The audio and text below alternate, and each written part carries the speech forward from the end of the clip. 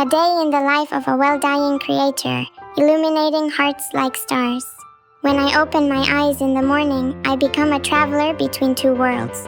One is the reality in which I live, and the other is a world that calls us to live as protagonists until our final moments.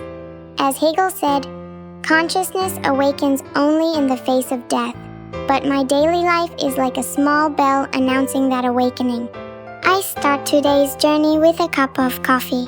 Like the bitterness of espresso, there are truths that are difficult to face, but just as a sweet aftertaste lingers, this is a journey toward a meaningful conclusion. In the morning, well-dying education for the visually impaired. In the afternoon, meetings as a program director. And in the evening, editing YouTube content for Mayumbio TV.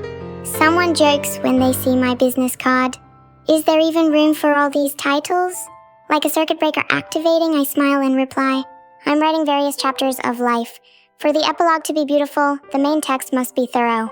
On days with project proposal deadlines, I become even busier. Like Heisenberg's uncertainty principle in quantum mechanics. My time and energy show an inverse correlation.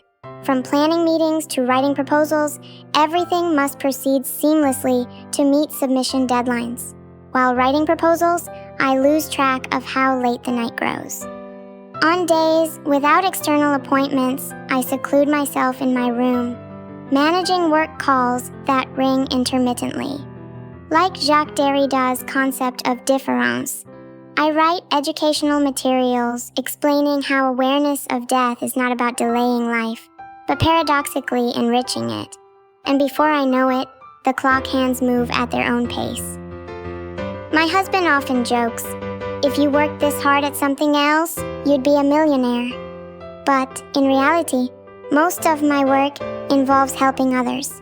So there are months without income. Rich in heart, if nothing else. On days with classes, I prepare through the night and can't neglect social media either. I post content, and despite the screen light straining my eyes, I hope it resonates with someone. Even at home, I don't rest.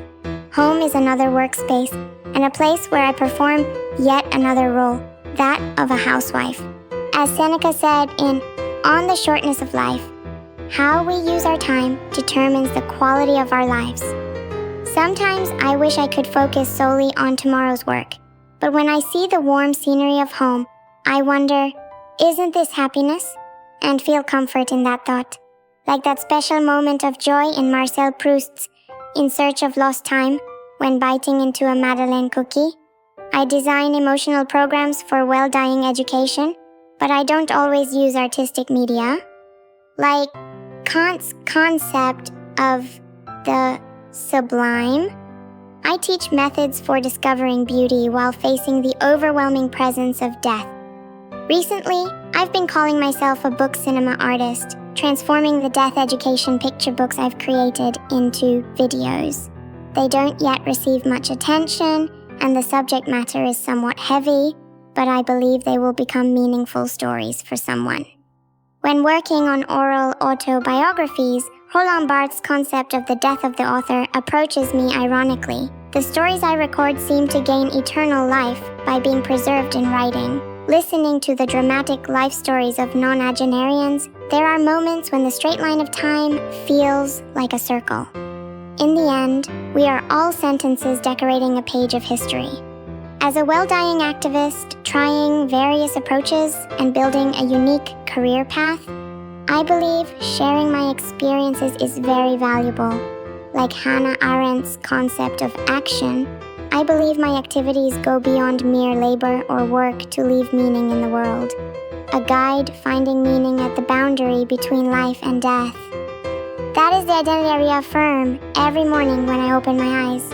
Like Thanatos, the death instinct, dancing with Eros, the life instinct, I want to be someone who conveys the beautiful irony of how the process of understanding death makes life more intense. Every night before closing my laptop and going to bed, I look at the stars pouring across the sky and think. As Carl Sagan said, we are made of star stuff, and someday we will become part of the universe again? With an awareness of this beautiful cycle, I wait for tomorrow's sun to rise. As a life-integrated, well-dying content creator, planner, and activist, I am in the process of filling the word death with life. Please click subscribe and like. Have a lively day.